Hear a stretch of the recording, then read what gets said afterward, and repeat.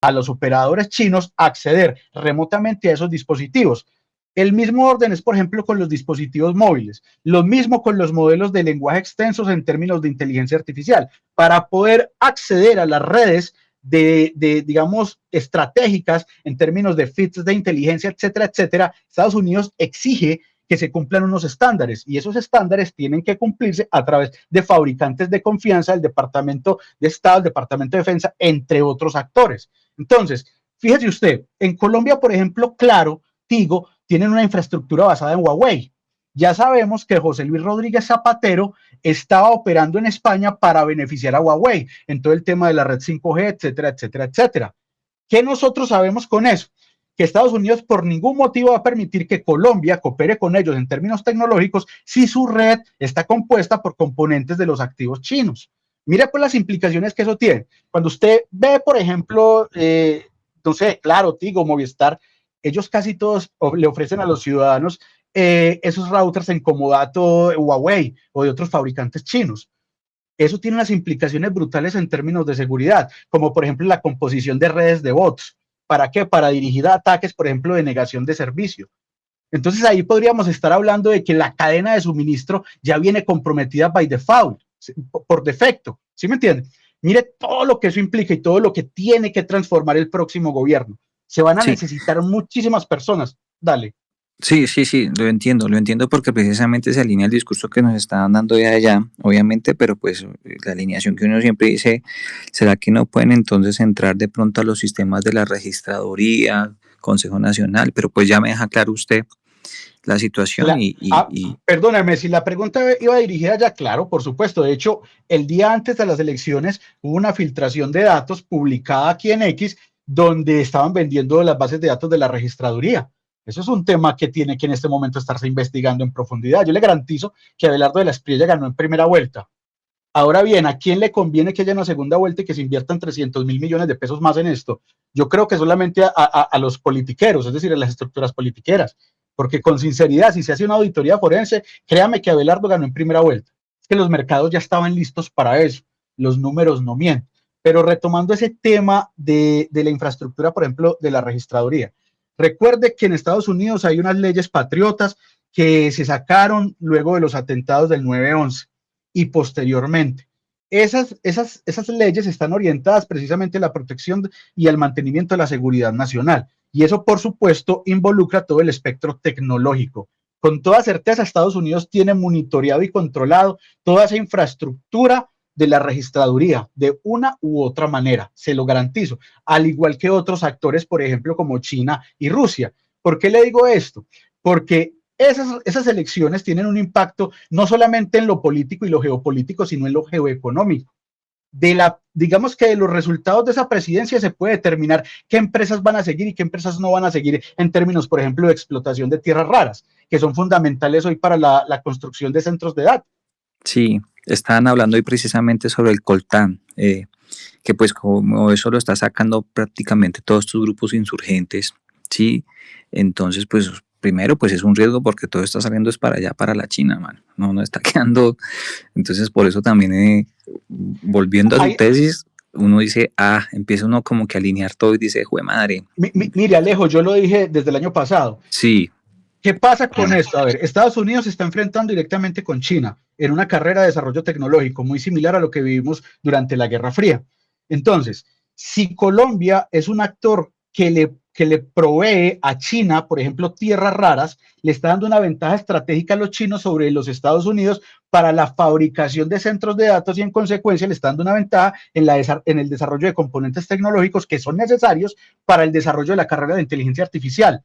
Mire pues cómo se interconecta todo esto. Cuando Estados Unidos vive la pandemia en la primera etapa con Trump y en la segunda etapa con Biden, ¿qué pasa? Estados Unidos se da cuenta que depende en su cadena de suministro de China.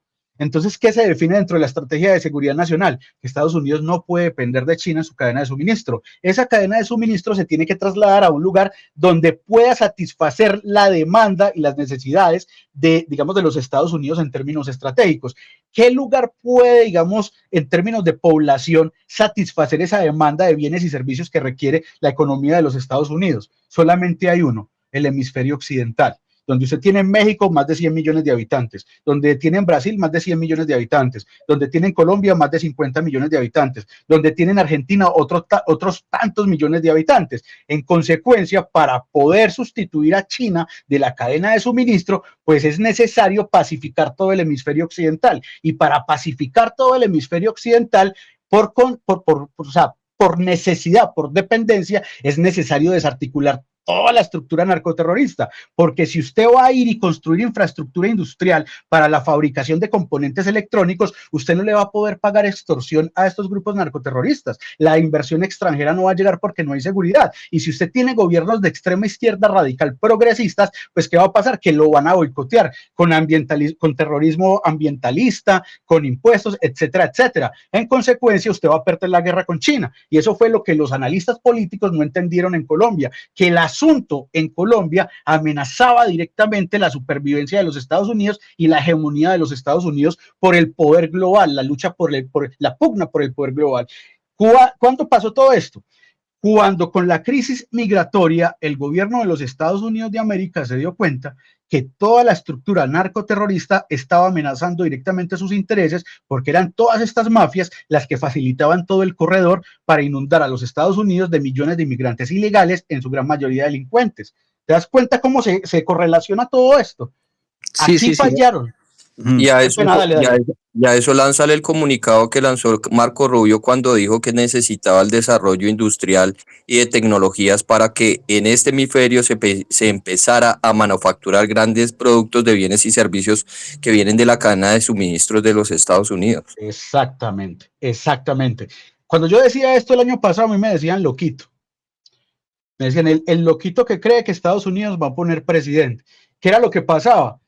Que sencillamente estos operadores políticos no tenían una perspectiva geopolítica sobre la situación del mundo y qué era lo que estaba pasando en el mundo. Ellos tenían una perspectiva simplemente del escenario local, donde contaban las maquinarias, las compras de votos, el amiguismo y toda la basura que nos tienen acostumbrados en Latinoamérica. Ellos no contaban con que los intereses de los Estados Unidos se estaban enfrentando directamente contra esas estructuras politiqueras, precisamente porque estaban en la lucha contra China. Si usted analiza los discursos de Juan Carlos Pinzón, el atrevido se atrevió, o sea, el sinvergüenza se atrevió a decir que iba a buscar comercio con China en plena guerra de aranceles entre Estados Unidos y China. ¿A quién le sirve este actor político? ¿A Estados Unidos, a Colombia o al globalismo y a China?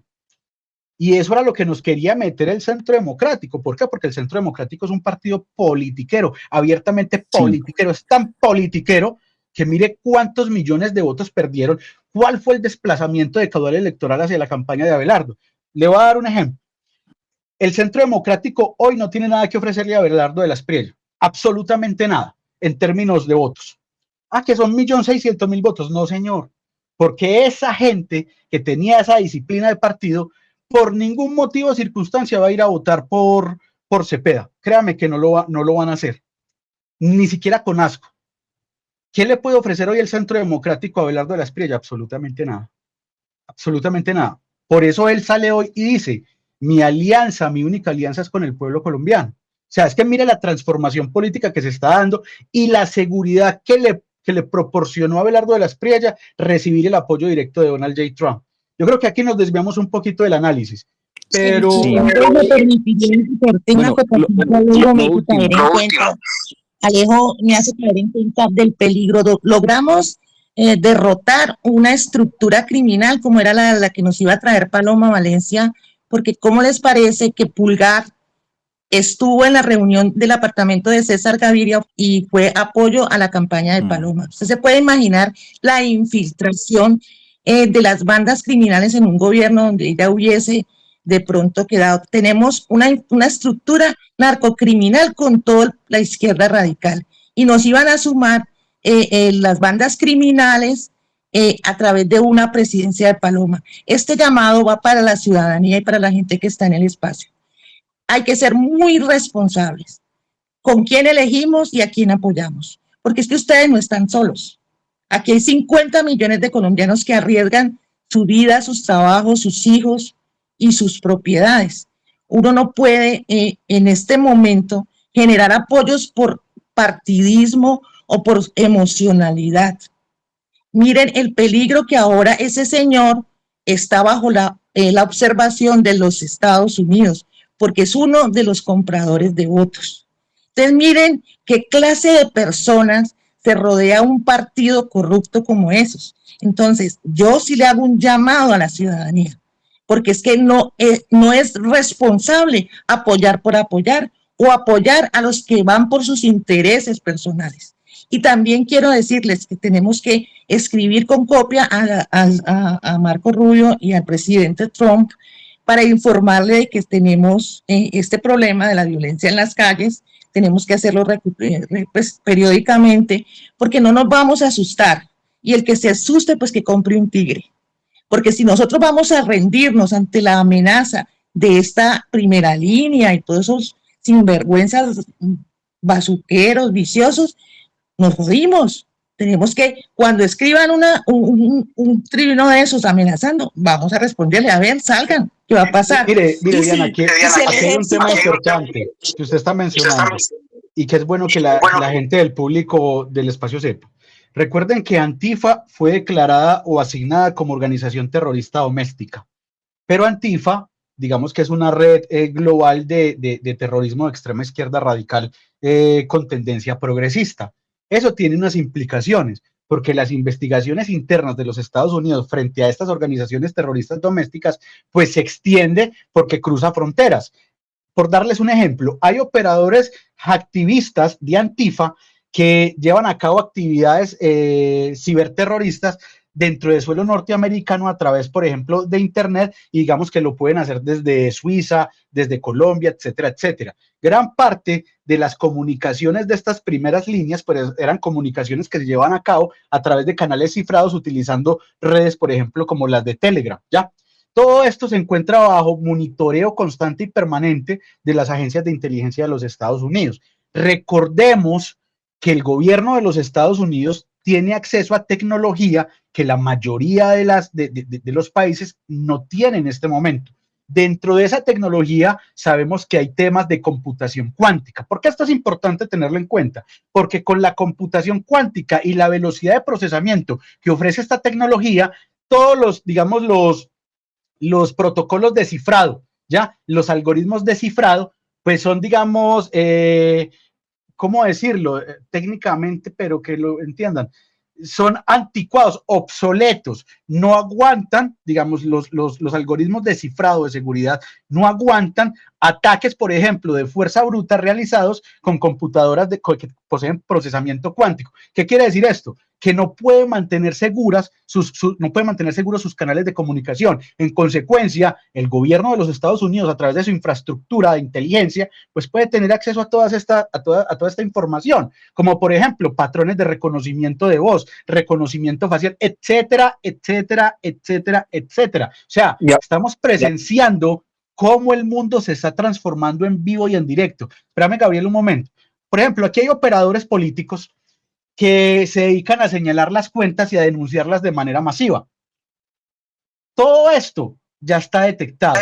Y cada bot que han utilizado para denunciar las cuentas ha sido debidamente identificado, enumerado y etiquetado.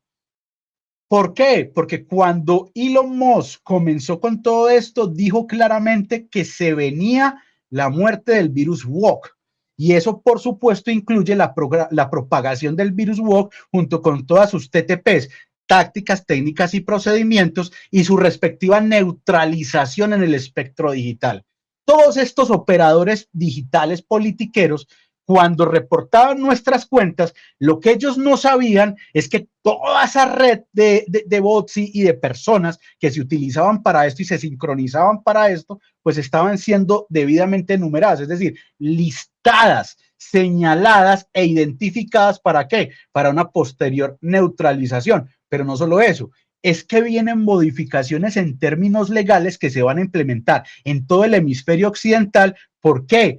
Porque se necesitan leyes que ayuden a neutralizar la guerra cognitiva que se presenta en el ciberespacio a través de este tipo de operadores que se encargan de alterar la percepción del ciudadano y de esta manera destruir los procesos de democracia o de participación democrática en el hemisferio occidental. Y esto se conecta con lo que mencionaba Gabriel hace un momento referente a las declaraciones del secretario de Estado Marco Rubio. Miren cómo toda la geopolítica y la tecnología y la política local convergen en un mismo espacio precisamente para entender qué es lo que estamos viviendo en Colombia hoy. Y me parece maravilloso este espacio. Qué pena con ustedes Listo. por habérmelo tomado. No, Andrés, qué pena, Gabriel. Bueno, importante para conocer la trazabilidad y que todos sepamos de dónde vienen y para dónde vamos. Ahora, volviendo al terreno acá, precisamente pues varios compañeros, amigos ya nos habían dicho sobre lo que estaba pasando en la costa, que no es nuevo, pero que el señor Máximo realmente estaba hecho haciendo y deshaciendo. Por eso pues me alegra mucho la intervención de Abelardo hoy. Sin embargo, hay otra inquietud que tengo y es, obviamente, pues como se ganaron las elecciones la primera vuelta, llamémoslo así, por ese 700.000, 600.000 votos, pero hay algo que a mí me causó curiosidad y es el Chocó, Nariño, toda esta parte, todos esos pueblitos, Timbiquí, Ambaló. Pero ven, Alejo, vamos a hacer algo. Estamos haciendo un análisis de profundo del discurso. ¿Qué te parece si hacemos esta segunda parte del análisis y luego el análisis del discurso? Para que no nos desviemos y no cortemos el tema. Listo, dale, sigamos con el discurso. Para que lo integres ahí del tema que también había puesto ahí Alejo en la mesa, recuerda que también la trazabilidad fue un mensaje contundente a Abelardo de las Prey y a las entidades bancarias para no permitir que este ciclo de violencia y de el aumento de la permisividad en los mercados de obtener bienes y servicios en la integración de lo que viene en la geopolítica mundial y la participación que tienen los chinos sobre los mercados nacionales y los mercados internacionales y la fracturación que ha percibido los Estados Unidos con la trazabilidad de esos dineros. Y no solo eso, Gabriel, la infraestructura tecnológica que le ha proporcionado al narcoterrorismo para el lavado de activos a través de plataformas digitales. Es que esto es muy importante lo que dijo Abelardo hoy. Si quieres despejamos las manos y continuamos con el análisis para que lleguemos también a esa parte del espectro financiero, porque esto es importantísimo para el desmantelamiento del narcoterrorismo en el hemisferio. Dale, entonces Ragnar había pues hecho una pregunta, se la voy a responder ahí rapidito, porque él, digamos, quería como claridad frente a la forma de expresión de la realidad de país al plantear las interpretaciones políticas como terroristas. Y realmente, Ragnar, en una democracia, digamos, en estos espacios tienes la libertad de expresarte como tú quieras y en la percepción de tu realidad frente a lo que nos puede afectar en la entrega de bienes y servicios y sobre todo en la dinámica de mercado, es importante tener tu opinión y la opinión de todos los que quieran subir a la sala a participar y dejar pues obviamente un argumento validero frente al tema de la sala. Entonces ahora sí, dale Ragnar y después Daniel.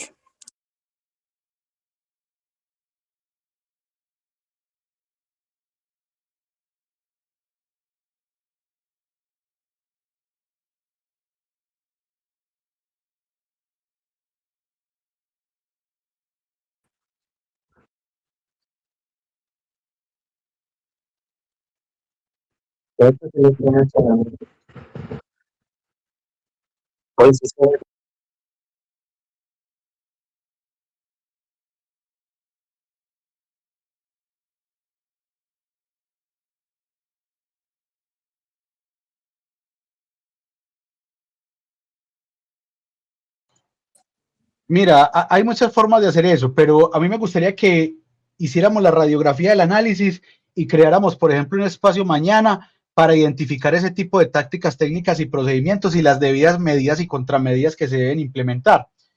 Miren, ahora es muy importante que entendamos los mensajes ocultos que envió Abelardo en la entrevista con Semana. Hay mucha gente que está guardando aquí la esperanza de que ganó Abelardo y entonces ya ahí tenemos asegurados los contratos porque jugamos a doble banda, porque con cara ganamos y con sello también, y eso no va a pasar. Eso no va a pasar porque la trazabilidad tecnológica que se va a implementar en Colombia no va a permitir eso. Ahora bien, ese fervor popular que se activó y se está movilizando cada día más no va a permitir que esta gente quede impune.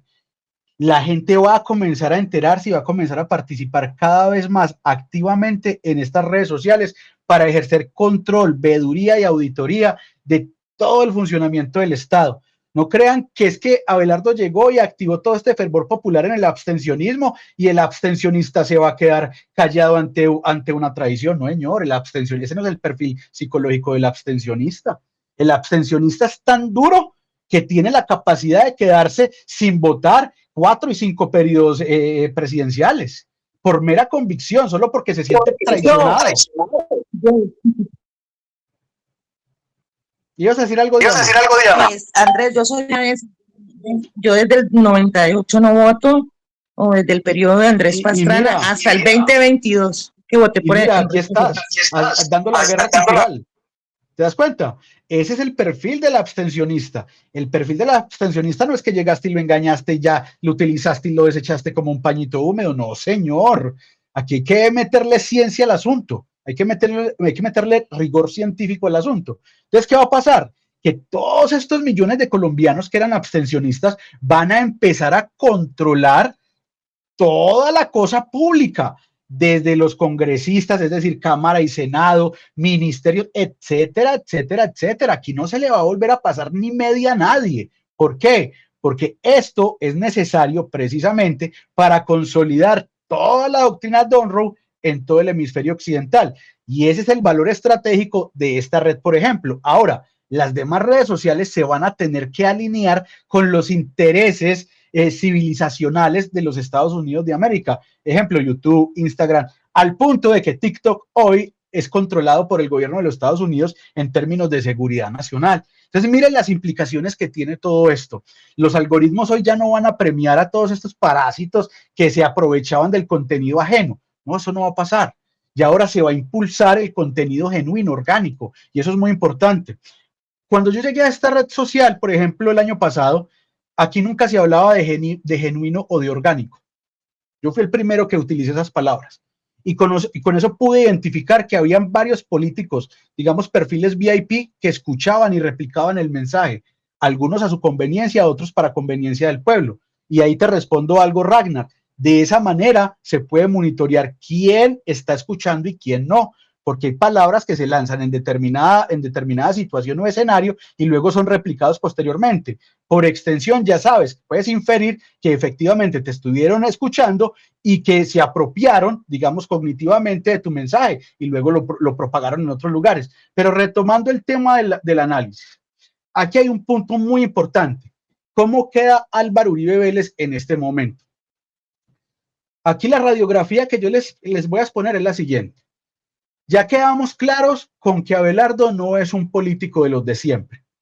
Eso ya está claro. Podemos interpretar, según este discurso, que el man es un man del Caribe, un empresario, un abogado que sí, que conoce a los de siempre, sí los conoce, pero aparentemente nunca fue de los de siempre. Se nos presenta verdaderamente hoy como un empresario exitoso, ¿cierto? Y que nos dice que regresó al país hace poco para hacer patria y para pagar su servicio militar. Entonces, ¿cuál es la intención principal que él expone?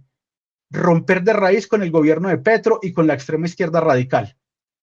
Y por otra parte, romper con toda la politiquería tradicional que ha gobernado a Colombia por décadas. ¿Cuándo lo ratifica? Cuando viene y nos dice que él viene a transformar la forma de hacer política en Colombia.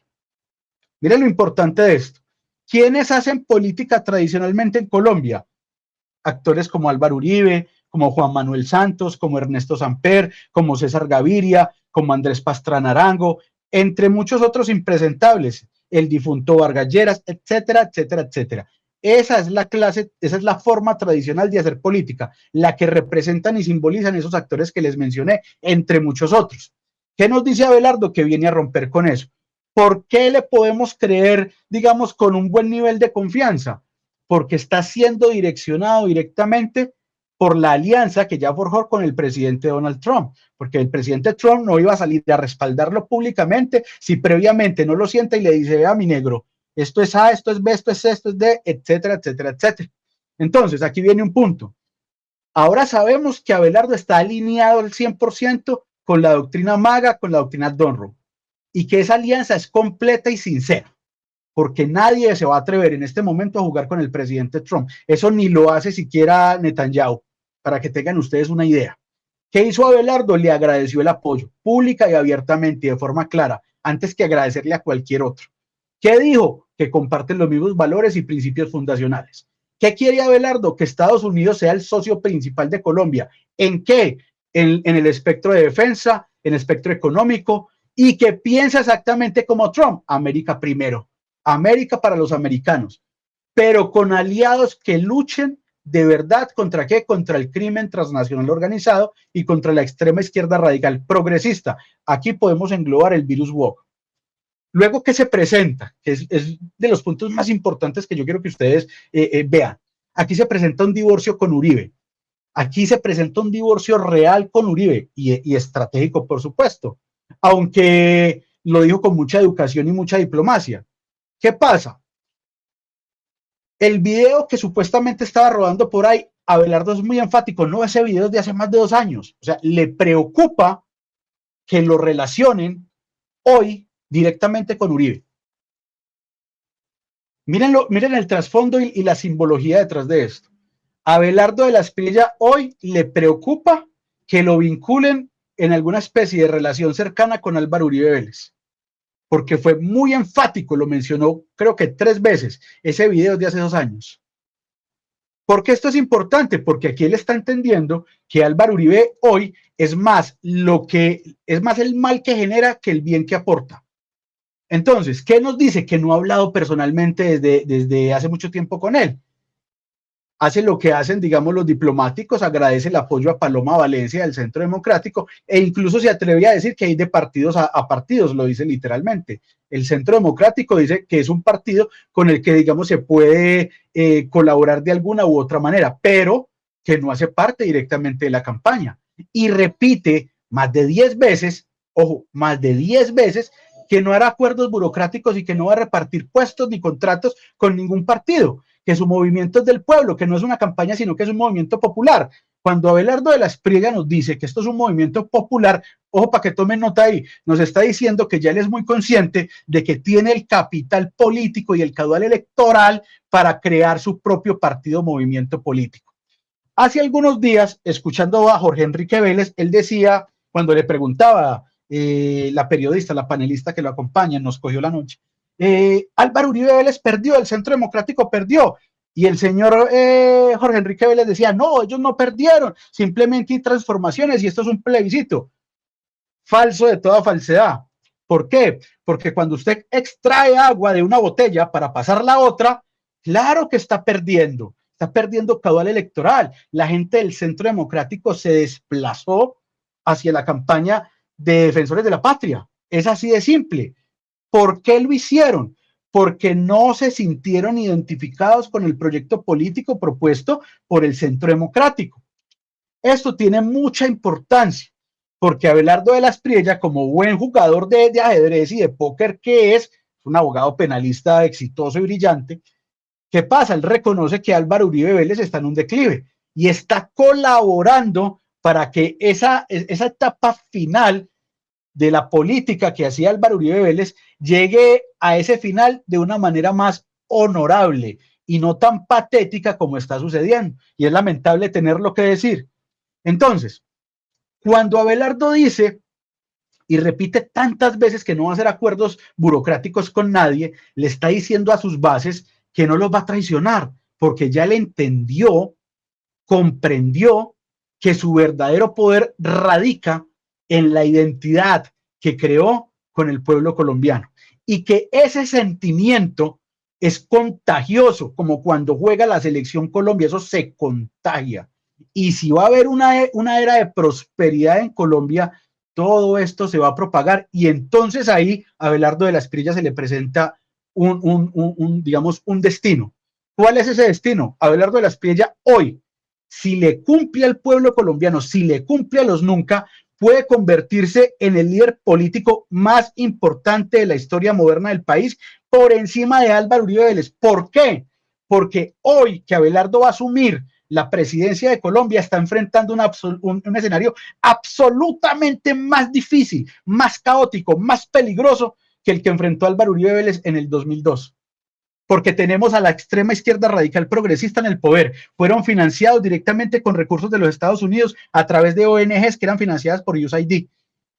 Tenemos un escenario tan fuerte en este momento, tan difícil, que Abelardo de la Espriella tiene todo para convertirse en el líder más importante de la historia moderna de Colombia.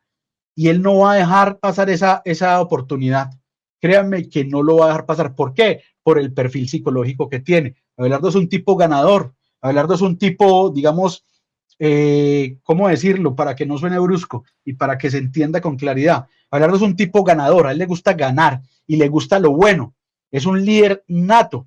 Por eso él ve a Álvaro Uribe Vélez de tú a tú. Y por eso Álvaro Uribe Vélez se ve obligado a reconocer la superioridad de Abelardo hoy. A Paloma la veía como una subalterna. Y en consecuencia, ¿qué vemos hoy? Que Abelardo de la Espriella dice literalmente: yo no tengo tutores, yo no soy perro de nadie. Eso tiene unas implicaciones políticas muy fuertes. ¿Qué le está diciendo al señor Álvaro Uribe Vélez? Señor, aquí hay otro macho alfa, pecho peludo, lomo plateado. Aquí hay otro perro rabioso que está dispuesto a luchar por la manada.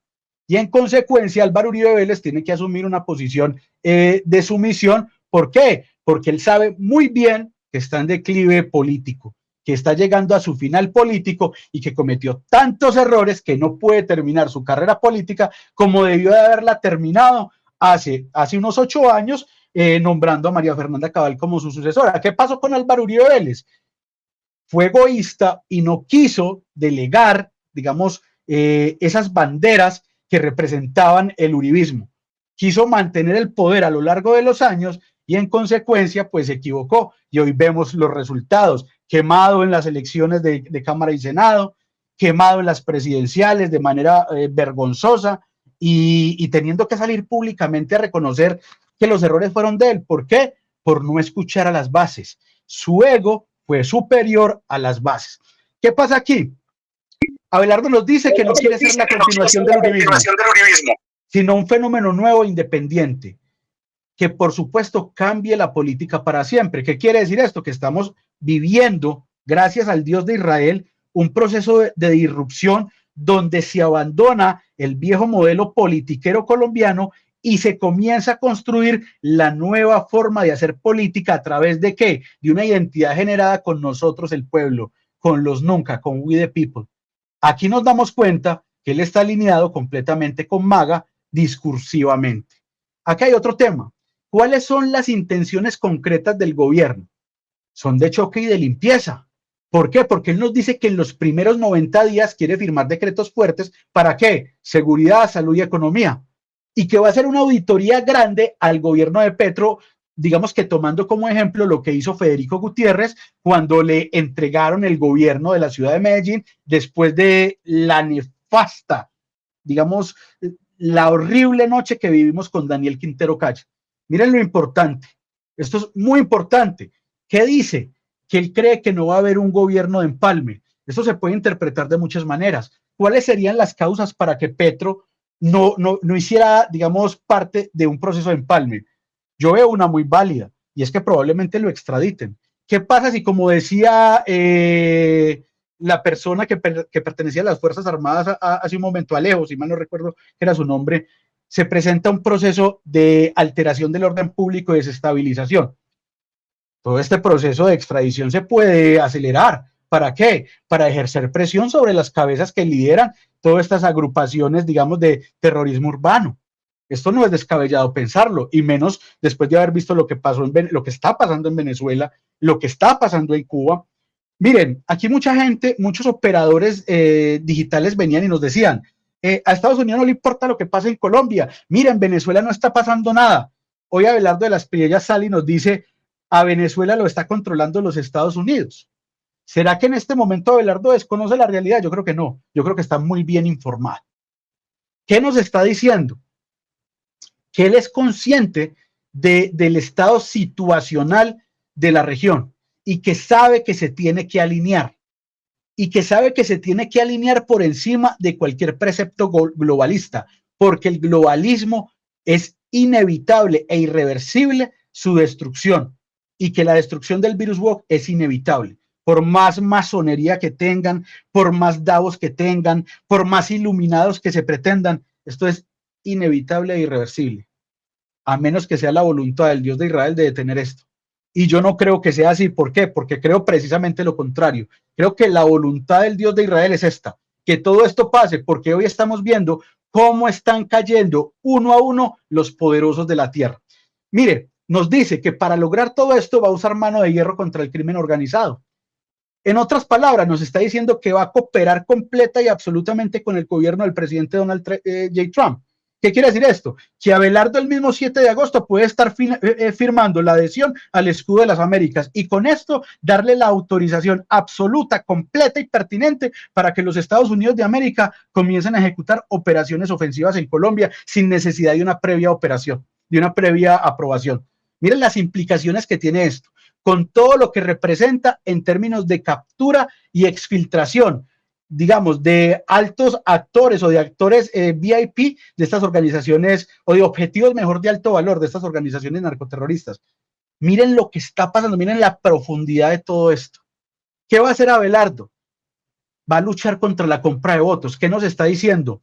Ya sabemos por diferentes fuentes de inteligencia que no son precisamente proporcionadas por las agencias de inteligencia colombianas, que hoy carecen de total legitimidad y credibilidad, que saben que están comprando votos y que van a intentar alterar todo esto en el Caribe. ¿Qué nos está diciendo? Que le están proporcionando inteligencia estratégica de alto valor, que lo están cuidando, que detrás de él está el gobierno de los Estados Unidos y todo su poderío militar y de inteligencia, y que contra eso la estructura politiquera colombiana no tiene cómo luchar contra eso. Si yo fuese un político, un politiquero que se benefició directa o indirectamente de estas estructuras narcoterroristas y de compras de votos y de todo eso, en este momento me estaría entregando, me estaría sometiendo en la embajada de los Estados Unidos en Bogotá o en cualquier consulado. ¿Por qué? Porque esto es inevitable e irreversible, por una sencilla pero poderosa razón. Todos los intereses de toda esta estructura politiquera y de toda esta gente que se ha beneficiado de toda esta corrupción se están chocando hoy desde hace bastante tiempo con los intereses existenciales de la única superpotencia mundial, los intereses de los Estados Unidos de América y su estrategia para sostener y mantener y prolongar a lo largo del tiempo la hegemonía del poder global. Miren las implicaciones de todo esto. Esto es muy importante. Y la persecución política que se está ejerciendo en redes, los bloqueos, las denuncias de cuentas, porque sencillamente pretendemos seguir con nuestra trazabilidad, Diana. Trazabilidad, en términos de ciencias forenses digitales. Todas esas denuncias, todos esos bloqueos, todos esos ataques digitales, todo eso está quedando debidamente registrado. Y por eso les hablaba de una nueva legislación que se va a implementar en el hemisferio, porque todos estos actores deben reportar que pagan a operadores digitales, que financian operaciones digitales, que esas operaciones digitales en algún momento han intervenido, afectado los intereses de los Estados Unidos y han afectado la seguridad nacional de los Estados Unidos. Y ellos creen que creando esas falsas percepciones de misoginia, de acoso digital, y se van a salvar. No, no se van a salvar. No se van a salvar. De la ira del Dios de Israel no se salva nadie. De la ira de Adonai no se salva nadie. Por más que crean en el tal arquitecto del universo, en el tal Baal, en cualquiera de esas falsas deidades, de la ira del Dios de Israel no se salva nadie. We the people va a prevalecer. Y esa es la labor de nosotros en este momento. Comenzar a sensibilizar. Miren la labor que hemos hecho desde hace aproximadamente un año. Y esta gente no se alcanzaba a imaginar la envergadura de todo esto. Hoy lo estamos viendo. Y cuando comience a caer toda esta red de compra de votos y todos estos políticos corruptos que se benefician mamando de la teta del Estado y parasitando cual garrapatas, ustedes van a ver que todo esto fue planificado quirúrgicamente por las mentes más brillantes que hay en este planeta. Y que casi todas esas mentes, por no decir todas, trabajan al servicio del Dios Altísimo. Esto es muy importante tenerlo en cuenta. ¿Qué va a pasar aquí? Abelardo ya les dijo. Le pedí formalmente a Estados Unidos que sancione con el tema de las visas y las listas y la lista OFAC. ¿A quiénes? A los políticos que hagan parte de esa infraestructura de compra de votos, de compra de conciencias, de amenaza al elector.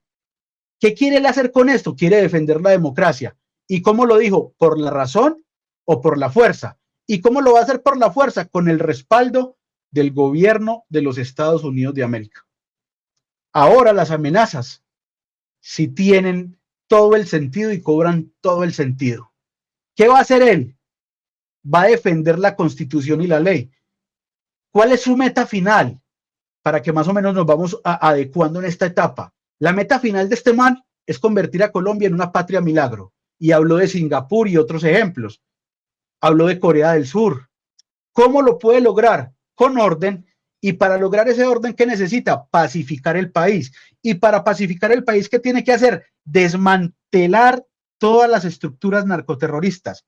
Y esto ya lo dijo el presidente Trump. Paz por medio de la fuerza. Y les dijo, si usted está envenenando a los ciudadanos americanos y está afectando la seguridad del homeland, lo vamos a buscar, lo vamos a encontrar y lo vamos a matar.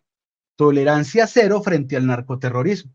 Bajo este escenario, toda la infraestructura politiquera rancia que se servía de los dineros oscuros del narcoterrorismo quedan designados como objetivos de valor medio e intermedio y algunos otros como objetivos de alto valor. ¿Por qué? Porque no podía haber ese nivel de crimen, de criminalidad, de crimen transnacional organizado si no hay, digamos, cooperación desde el gobierno de turno. Esto ya lo dijo Nayib Bukele.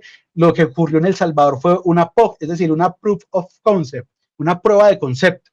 Funcionó en El Salvador, se va a replicar en cada uno de los países del hemisferio occidental. ¿Para qué? Para garantizar que todo el territorio del hemisferio occidental esté estabilizado, se encuentre en orden, tenga libertad y se conserven y digamos se implementen y se propaguen los principios y valores fundacionales del hemisferio occidental. ¿Para qué? Para que pueda haber inversión extranjera, para que puedan haber tratados de libre comercio, para que pueda haber libre comercio y para que haya prosperidad para todos los ciudadanos del hemisferio occidental. Y eso tiene otro componente geopolítico del que no habla mucha gente, y es el siguiente. En este momento Europa se encuentra en invierno demográfico. ¿Qué quiere decir esto? Que los europeos no están teniendo hijos y al mismo tiempo están siendo invadidos de manera consecutiva y permanente por parte de culturas que no son compatibles con la civilización occidental.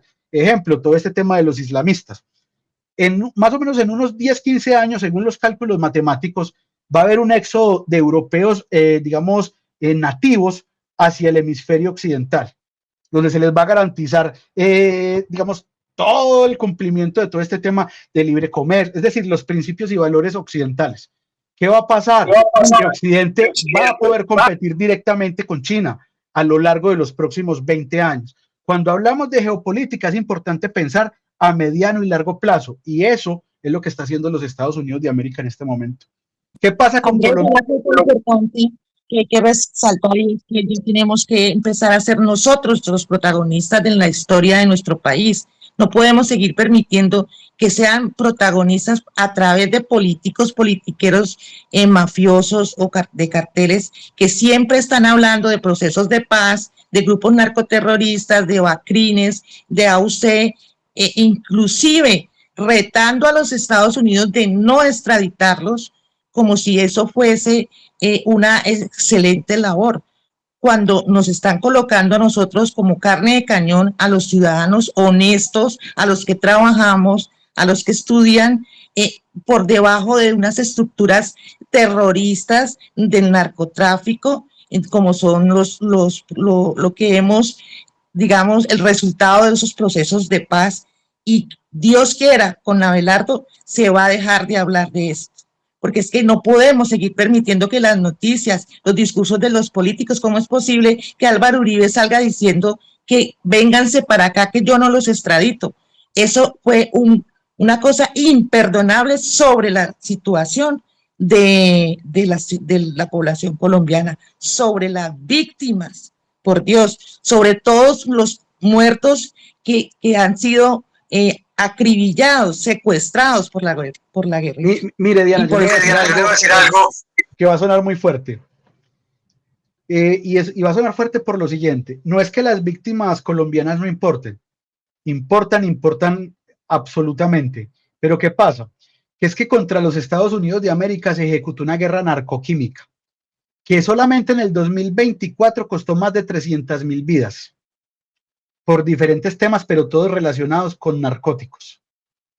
Esas víctimas, tenga la plena certeza, Diana, que no van a quedar impunes.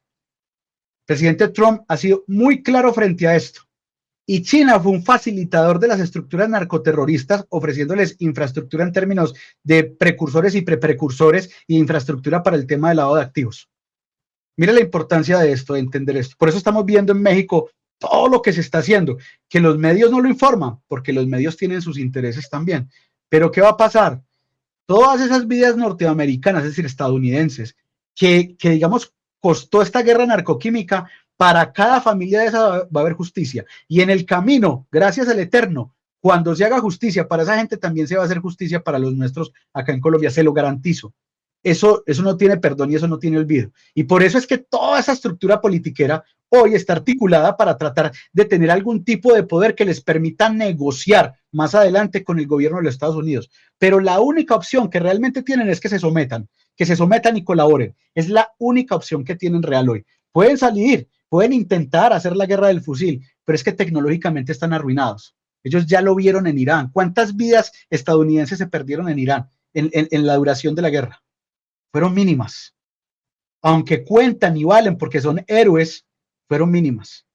Hoy las estructuras narcoterroristas en Colombia no tienen cómo sostener ese tipo de guerra, absolutamente asimétrica. No tienen cómo evadir todo el control electrónico y digital. No tienen cómo enfrentar amenazas, por ejemplo, como los helicópteros de ataque que tienen las Fuerzas Armadas de los Estados Unidos. No tienen cómo enfrentarse a esa tecnología. No tienen cómo enfrentar los ataques de alta precisión, los bombardeos de alta precisión, las operaciones especiales de las unidades de operadores especiales. Ellos no tienen cómo enfrentar eso, porque ellos se prepararon para luchar contra fuerzas, digamos, muy pobres tecnológicamente, sin respaldo político y sin recursos, como el ejército en Colombia, como la policía en Colombia y su equivalente en Ecuador, en México, en Uruguay, en Paraguay, en Brasil. Ellos estaban acostumbrados a una pelea de tigre con burro amarrado. Pero cuando aparece el gobierno de los Estados Unidos del presidente Trump y dispone todo el poderío militar de los Estados Unidos a disposición de esa lucha contra las estructuras narcoterroristas, como lo manifestó el secretario de Guerra Pete Hegseth hace más o menos una semana, ellos no les va a entrar, y me disculpa la expresión, no les va a entrar ni aire, porque no van a poder dormir tranquilos en ningún lugar, porque están detectando cualquier conversación, porque ya tienen identificados a través de registros de vocales, ¿ya? A casi todos esos actores. O sea, es que ellos no dimensionan el nivel de la amenaza que los estás echando hoy. No lo logran dimensionar. El reconocimiento facial, el reconocimiento oral, ellos no lo alcanzan a dimensionar.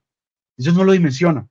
Porque sencillamente para ellos hoy la realidad supera la ficción. O sea, están enfrentando la suma de todos sus miedos, pero hoy ellos lo desconocen. Cuando comiencen esos bombardeos, cuando comiencen esos ataques, usted va a ver cómo esa gente comienza a desertar en masa, pero deserciones en masa. ¿Por qué? Porque ellos no se van a hacer matar por 1 millón, 2 millones, 3 millones de pesos que les pagan por estar en el monte. Ellos eso no lo van a hacer, ellos no van a ofrendar sus vidas por eso, porque no hay una causa legítima en eso. Ellos son soldados de fortuna, ellos son mercenarios, ahí no hay ideología. Es que mire las implicaciones de todo este tipo de nueva guerra, esta guerra híbrida.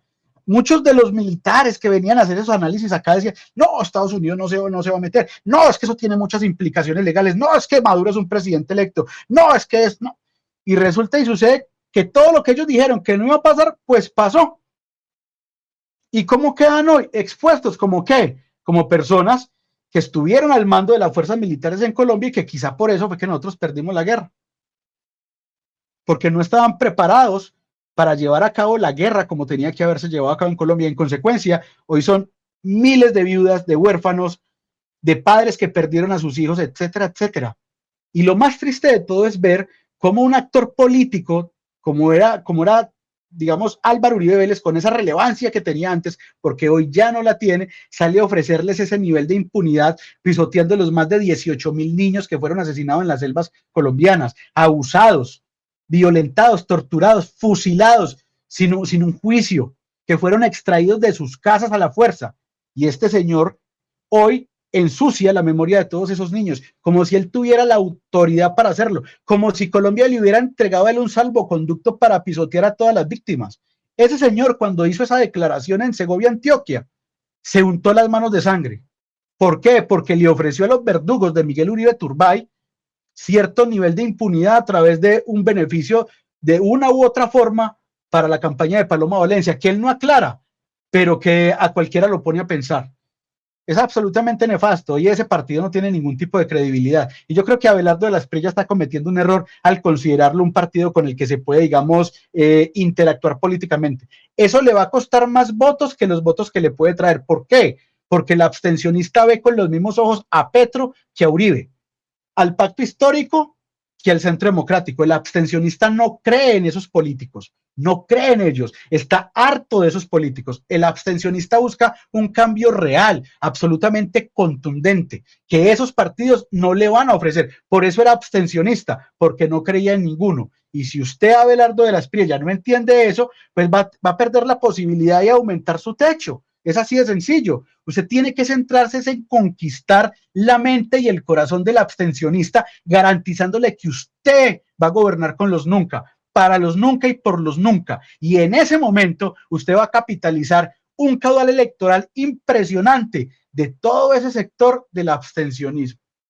Yo creo que con eso hasta el momento cierro, para que toquen el tema de los bancos y de las advertencias que hizo frente a eso. Dale, pero primero vamos a evacuar unas manitas. Dale Ragnar y después Daniel.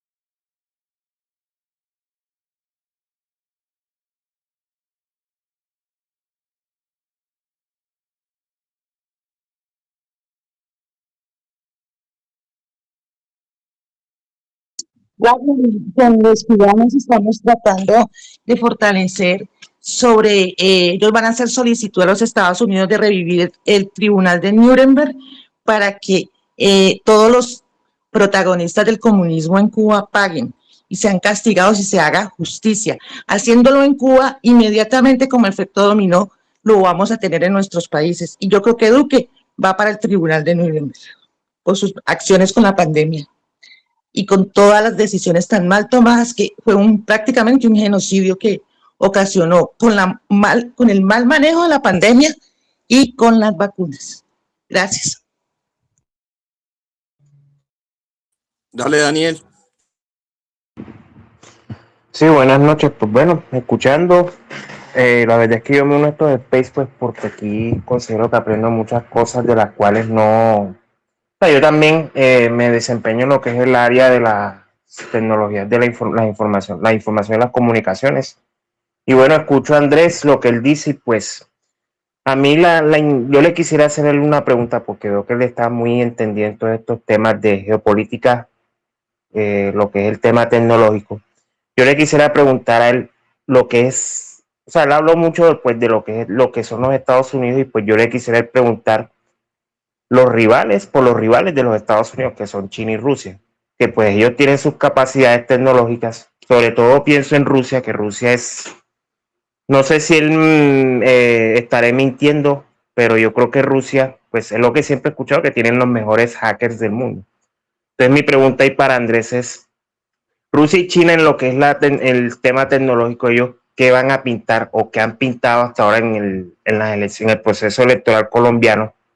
Y si, por ejemplo, lo que es el sistema electoral colombiano es lo suficientemente robusto como para que este tema de los hackers rusos, incluso los hackers de China, pues no tengan tanta repercusión y pues no terminen afectando de una u otra forma lo que es el proceso electoral, ya sea incluso el mismo sistema de la registraduría o por las redes, pues ahí le escuché que mañana pues se va a tener un space pues, para hablar más de eso.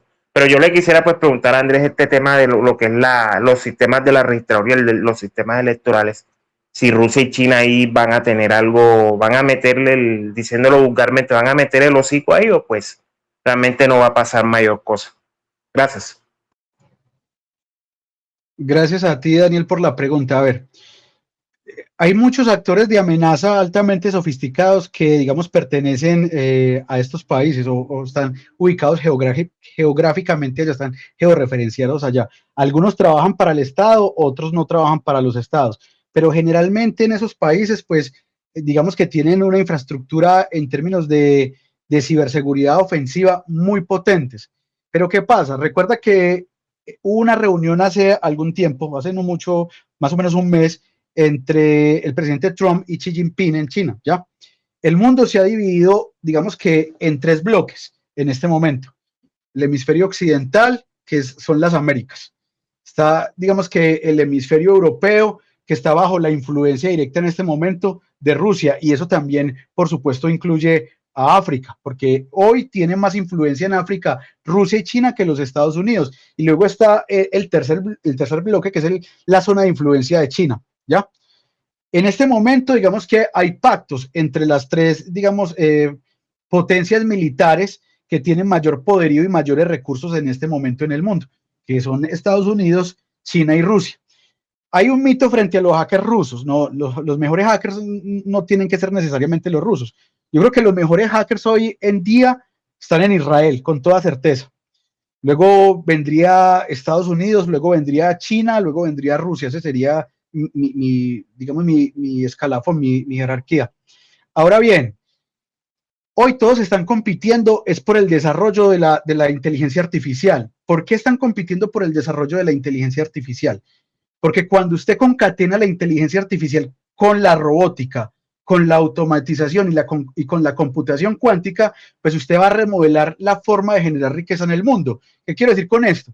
Si usted tiene robots, androides, por ejemplo, como los de tipo Optimus de Tesla, ¿cierto?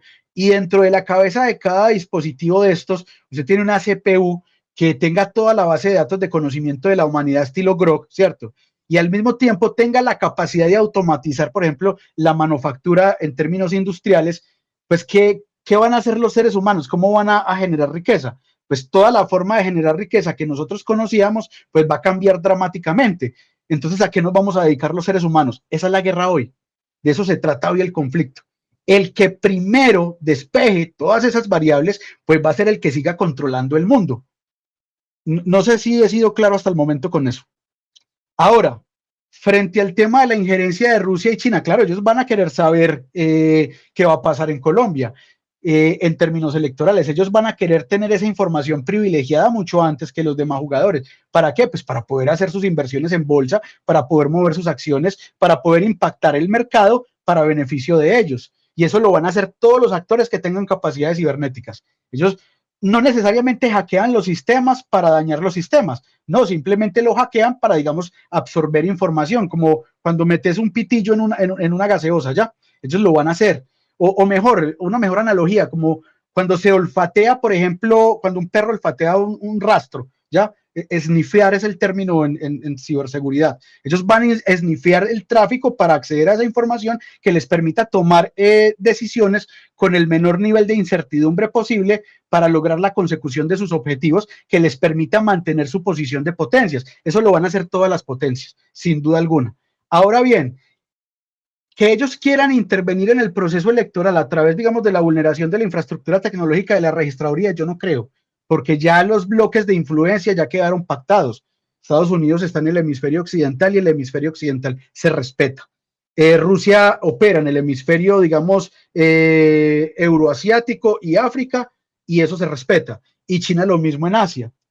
Ahora, que ellos quieran hackear para intervenir y, digamos, manipular las elecciones, eso no lo van a hacer y no es posible, porque así como ellos están ahí, digamos, monitoreando y observando y olfateando ese tráfico, pues Estados Unidos también lo está haciendo en tiempo real. Y recuerde que la infraestructura tecnológica de la registraduría, pues fundamentalmente se basa en servicios que pertenecen a los grandes fabricantes de Estados Unidos. Entonces los Estados Unidos tienen mayor profundidad estratégica en términos, digamos, de ciberseguridad que los mismos actores, por ejemplo, como China y Rusia. Espero haber sido claro con la respuesta. Esa es mi opinión personal. Así lo veo yo.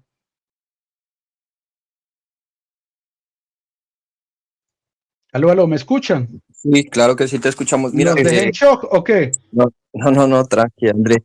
Mira, es que quería, antes de entrar al tema de los bancos y de la importancia del tema financiero para hacerle trazabilidad a los temas que tocó Abelardo de las Priella en su entrevista, quería dejar como un mensaje y que es importante que siempre se deja en esta sala.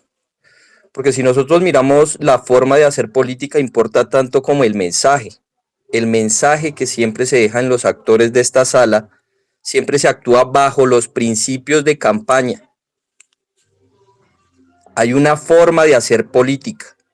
Y en esa forma de hacer política es muy importante mantener los principios de campaña. Porque son la manera en que se proyecta y se puede visibilizar el comportamiento de todos los que nos están mirando. Y en ese todos que nos están mirando es la participación de todos los colombianos, que es muy importante. Y una campaña no es solamente promesas, ni una postura, ni una figura política. Es la demostración anticipada de cómo se puede gobernar de manera correcta. Si durante la campaña se normaliza el oportunismo político, como ha pasado con diferentes actores que llegan a este tipo de salas o instrumentalizan el discurso para alterar la percepción de los ciudadanos, el cambio del discurso según la conveniencia o el uso de cualquier estrategia sin límites claros, que los hemos definido muy bien acá, para poder determinar la visión de país y la visión de la estructura de campaña para que se puedan obtener los resultados, es muy importante.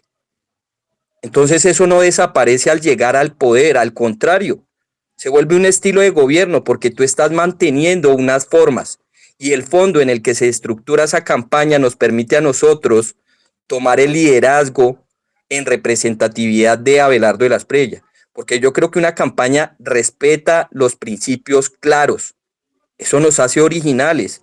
Y en una meritocracia, la coherencia de la que tanto se ha hablado, la transparencia con la que siempre hablamos acá, sin importar los efectos contrarios que ello determine, de ser claros con la ciudadanía para saber cuál es la visión y las formas que se deben tomar cuando el candidato se desvía un poco.